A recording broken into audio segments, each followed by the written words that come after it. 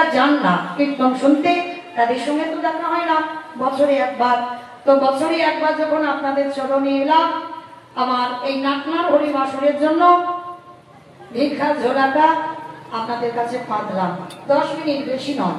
হরির কাঁটা ধরে যদি এমন একজন ভক্ত আছেন, তো আপনাদের কাছে তো আমার দিদি ভাইরা, দাদা ভাইরা যাবে, কিন্তু যাদের একটু বেশি দেওয়ার সামর্থ্য আছে, কৃপা করে আমার এই ভিক্ষার আঁচলে একটু দিয়ে যাবে। কারণ শুধু আমার কীর্তন গোটা ভারতে, গোটা বাংলাদেশে চলছে নয়, সব জায়গায় কীর্তন এখন প্রচার। তো যেহেতু যদি কেউ এই হরিবাসরীয় কিছু দান করে, তো অবশ্যই করে যে ভাইরা ইউটিউব করছেন ওরা তো অবশ্যই ছাড়বে।